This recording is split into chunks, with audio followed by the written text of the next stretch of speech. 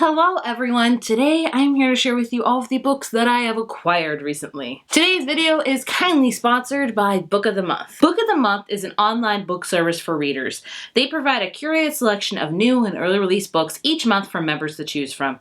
They have some amazing selections that feature a plethora of genres. They feature such genres as mysteries, romance, historical, contemporary, nonfiction, sci-fi, fantasy, whatever genre you name it, they will probably have it. There are 5 selections each month for members to choose from, and in case you're not feeling any of the selections that month, you can skip a month without any penalty at all. If you use the code BOOKBUD at checkout, you can get your first Book of the Month book for only $9.99, which is a steal for an adult hardcover book, let me tell you. So if you're interested in Book of the Month, I'll leave all of their information down below. I highly recommend you check them out.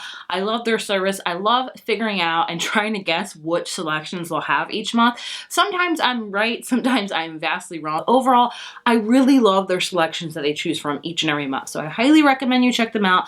All the information and links will be down below. So speaking of Book of the Month, the first books I want to talk about are the March selection. The first one is like the most beautiful cover ever, and that is the Lost Apothecary by Sarah Penner, which I just love the word apothecary. Like, what an awesome word that is. So it says, a forgotten history, a secret network of women, a legacy of poison and revenge. Welcome to the Lost Apothecary. It's about a woman who sells well-disguised poisons to use against the oppressive men in their lives. It sounds really good. I've heard nothing about it, but the cover and the synopsis immediately drew me in. Next up, we have a thriller, Too Good to Be True by Carolina Loverling. I have heard a little bit about this one. This one I know is like a relationship that's told from 3 points of view, if I'm not mistaken, and you're just not sure who to trust. It's about a girl named Sky who's overjoyed when her boyfriend proposes, but she learns more about him, that he is not who he says he is. And then third perspective, set 30 years earlier, we have a girl named Heather. I don't read much books with my name in them, so it's going to be interesting. Is determined to end things with Burke, the same guy, who's very controlling and stuff like that. So just when you think you know where the story is going, you'll discover there's more than one way to spin the truth. So it's like a relationship told from points of views, and you're like, you don't know what's going on. Some of my favorite thrillers are exactly like that. Another cover I love is The Final Revival of Opal and Nev by Donnie Walton. Look at this, the guitar, silhouette, beautiful. So I believe it's about a girl named Opal who is a black punk artist, and she is really popular in the early 70s, and I think later she considers a reunion with Nev, a music journalist, and creates an oral history about her idols. It says, it features a backup chorus of unforgettable voices, a heroine which the likes of which we haven't seen in storytelling, and a daring structure, and introduces a bold new voice in contemporary fiction. Any book that deals with like music and stuff like that, I'm immediately drawn to. I love any sort of like backstory when it comes to musicians, so this one sounds amazing. Next up is In a Book Club Far Away by Tiff Marcello. This intrigues me completely because the book club just intrigues me. This is a heartwarming novel following 3 army wives' estranged friends who must overcome their differences when one of them is desperate for help. So I'm guessing they had a book club and things happen, and now they have to get back together. It's about female friendship and how love can defy old wounds. Sounds really cute. Sounds like it's going to be a heartbreaker too. And the last Book of the Month book is What's Mine and Yours by Naomi Koster. Hopefully I pronounced that correctly. It's a sweeping novel of legacy, identity, the American family, and the ways race affects even our most intimate relationships. It's told from the foothills of North Carolina to Atlanta, Los Angeles, and Paris. It explores the unique organism that is every family, what breaks them apart, and how they come back together. This sounds amazing. So again, we start off in North Carolina, and then we kind of go across the country, and it really discovers how race affects our intimate relationships. Sounds heart-wrenching and very, very important. So if you're interested in checking out any of the books or any of the previous Book of the Month books, again, all the information will be down below. Moving on to other books I acquired this month. I only bought one because I'm sure you're sick of hearing it. I am sick of saying it. I'm in a huge slump, so I haven't bought any books because I haven't been reading. So yeah, the only book I bought this month is no surprise, A Court of Silver Flames by Sarah J. Maas. This is the newest book in her Court of series. I don't know. This one follows Nesta and Cassian, which I haven't read this yet. I'm not surprised because number one, slump, and also because of Nesta. I'm not a big fan of Nesta. I'm hoping she overcomes a lot in this book because, quite honestly, she's a horrible character. character, but I do plan to read this hopefully somewhat soon when the slump breaks, if it ever will. Moving on to all the other books I've acquired through publishers, which I'm so grateful for. I have a couple from Avon, the first one being Act Your Age, Eve Brown by Talia Hibbert, which, surprise, surprise, I have read.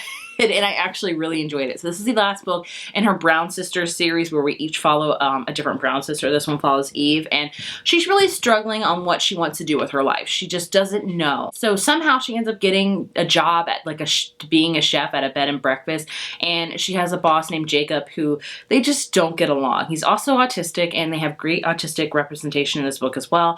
And it's just a steamy kind of hate to love romance. I really enjoyed it. I am so sad this series is over. It was such a fun romance series, but goodness me, this was adorable. Highly recommend it, but sad it's over. Next up, I have Happy Endings by Thin Kim Lam. I'm so sorry if I didn't pronounce that correctly. This is a debut novel. It says it serves up a second chance romance with exes about unfinished business. So we have a girl that owns an adult business, and she's trying to prove to her traditional Vietnamese parents that she can succeed. And then she meets Andrea Walker, who I think they had a past, and so it's about them kind of rekindling their love maybe. Sounds really interesting. I haven't heard much about it, so I'm gonna have to research it more. Next up, I have Makeup Breakup by Lily Menon. I was supposed to read this last month. I didn't. So this one is about two characters that both have like dating apps. Like one is for like dating, I guess you could say. The other one's like for breaking up. So like they got rival apps pretty much. And they also like don't like each other. And I think they have to like share a building. And of course it's got that hate to love romance. That is my favorite trope of all time. And I plan to read this also very, very soon. I'll probably say that 50 times. I apologize in advance. Then I have The Love Story by Missy Carmichael by Beth Morey, which I was supposed to read last year, I think. So this is the paperback copy. I'm so behind on books. So this one is about an older woman named Missy who her life has become small, grieving for a family she has lost. It says another life beckons for Missy if she can only be brave enough to grasp the opportunity. But 79 is too late for a second chance, isn't it? No, it is not, Missy. I have been intrigued by this for forever. I will read this one day. From Wednesday Books, I have The Project by Courtney Summers. So she writes a lot of YA mystery thrillers, and this one is about a girl that realizes her sister is in a cult, I guess you could say. Like it's like this thing called The Neighborhood. No, it's called The Unity Project, I believe. And the more she learns, the more she's convinced that this organization is hiding sinister secrets, but she needs to make her sister believe like this is like a cult. So basically years later, she sees the perfect opportunity for her to expose the group, and things will happen. So it's very interesting. I haven't read a ton of books about cults. They interest me, not in the way I want to join them, but just like, it's insane.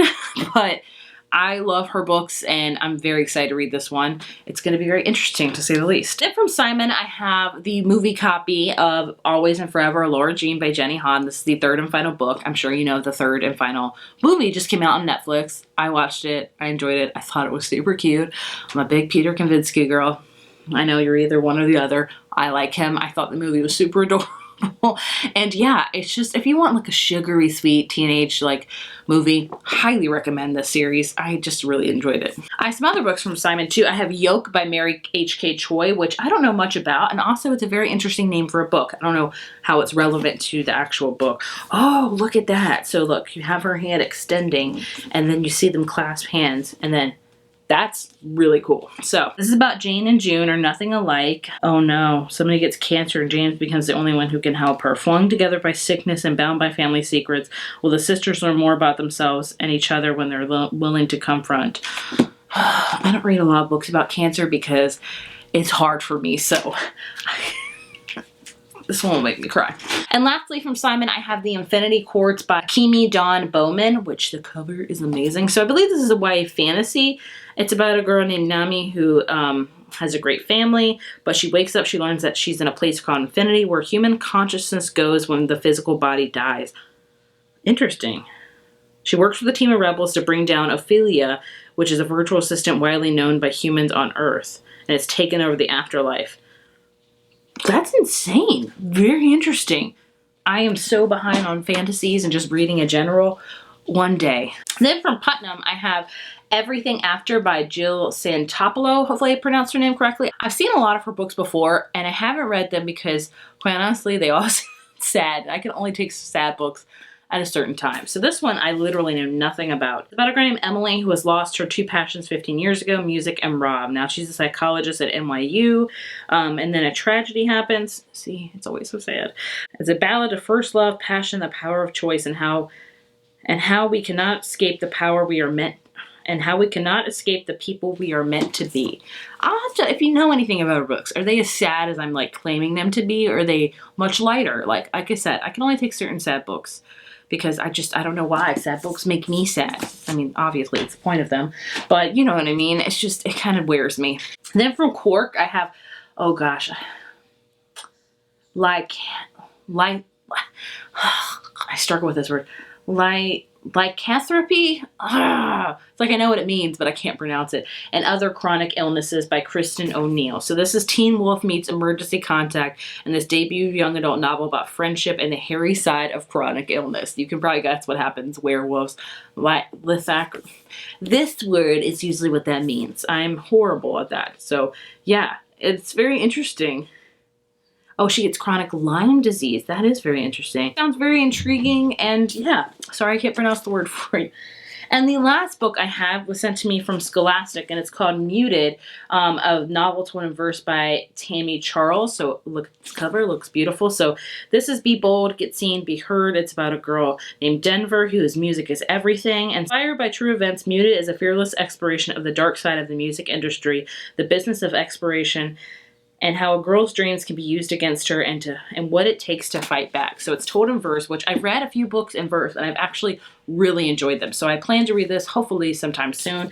They also sent me this really cool, like it's just like a little clutch, but it's a cassette tape. And I love that we're still trying to be relevant with cassette tapes, especially in this generation, because when I was growing up, cassette tapes were just kind of going out. Like, my first cassette tape I ever bought was when I was younger in the thrift store, and I bought a Whitney Houston cassette tape, and I'll always remember that. And like I said, when I was younger, I want to say like when I was around 10 or 11, that's when CDs really came on the scene. So cassette tapes were really fading out, but I love that we're still trying to keep it relevant because history. But yeah, it's just really cute. I love that because cassette tapes. And it even comes with her like little playlist on it as well. I think it's music by her as well, so it's really awesome. I think that's really cool marketing. So yeah, that's all the books I have. So not a super big book haul, which is probably really good for me because of the slump of 2021, I shall dub it, but that's okay. There's still a lot of awesome books in this haul that I really want to read soon. Hopefully I will. And yeah, if you've heard of any of these books, please let me know down in the comments. Thank you guys so much for watching, and I will see you in my next video. Bye.